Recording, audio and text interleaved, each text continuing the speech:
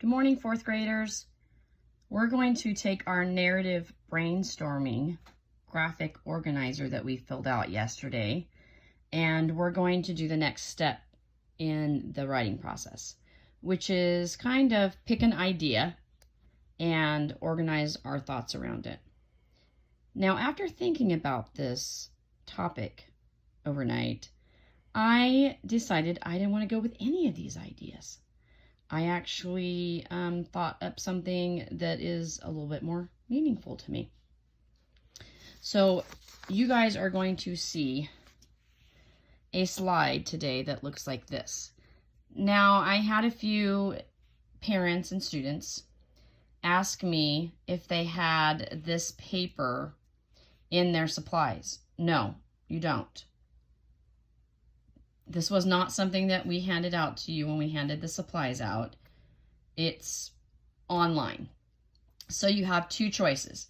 You can either fill out this as a Google slide, or if your parent can print it out so you can handwrite it, you can also do that. And then take a picture, upload it back up to Google Classroom so that we can see that you completed it today. Now, for the sake of this writing assignment this week, we're going to focus on a really good paragraph, okay? And so you'll notice on the top it says paragraph title. I actually started to fill mine out. So this is what yours will look like that you need to fill out, but this is what mine look like. All right, and had I used one of these ideas, I could have picked one of these and then I could have put it, as either my title or as my beginning sentence. Now you're going to notice that I went to go put a paragraph title and I scribbled it out. Does this paper have to be perfect? No, it does not. Okay, it's just a rough draft. Try to organize your thoughts. So it's okay if you scribble out or if you put a line through something. If I was normally writing this, I would write it with a pencil. But because it's hard for you guys to see pencil on a camera, I wrote it with green ink. So my topic sentence, I want to introduce to the reader what I've chosen. Okay, and I said, there are so many wonderful things that I could buy for $1,000, but I would love to buy new desks for my students. Okay. Then I went on to the next sentence, and I knew I hadn't really used adjectives. I hadn't really described anything. So I wanted the reader to be able to picture what kind of tables our students sit at when they're in class. So I put, our school has long rectangular tables that sit 4 to 6 students at one time. Now 4 students at a desk, 4 students at a table, that's a lot. And 6 is even more. So they kind of need to get that picture that students would be close together. I went on to say, while I love seeing my students gathered around tables working in small groups, it is unsafe for them to work close to each other during COVID.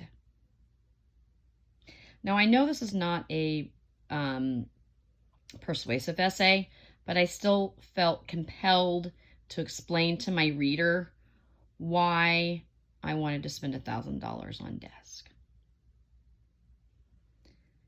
I would spend my $1,000 on shiny new desk that let my students sit a safe space away from other students. Okay, so I'm giving the reader another reason why I would spend $1,000 on new desk. My closing sentence, my very last sentence, I want to reinstate what I started to say in my first sentence, my topic sentence. I would spend my $1,000 on desk because more than anything, I want to be back with my students inside the classroom. So notice the words, I would spend my $1,000 on desk. Well, that's pretty close to what I wrote in my topic sentence. Okay. Now remember, does this paper have to be perfect? No. Okay, it's okay if you make mistakes on it. It's okay if you put a line through a word. There's not a lot of space here, and it's really tiny. So for people who write really large, please excuse the sound my dog is making right now as he sleeps. For students who write really large, this may be too tiny if you're handwriting it. You may need to get an extra piece of paper. That's okay. You can even reduplicate this by writing larger triangles. So after this, friends, this is today, Tuesday. Tomorrow, this is going to be transferred. I think I put my paper too far away from me. This is going to be transferred onto this. So the sentences we write today are going to be copied here. And then we're going to turn them into what looks more like an actual paragraph. Okay, baby steps. I know writing can seem very overwhelming, but if we just do tiny steps each day, it will feel less overwhelming. All right, so for today, what are we doing, Mrs. Haggerty? All we're doing is picking an idea off of here or coming up with a new one. And we're writing 5 sentences, 5 quality sentences.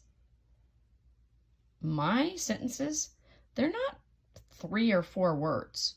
Please, friends, do not write 3 or 4 words. You're in 4th grade. You have to step it up. Remember, you guys are the older students on campus now.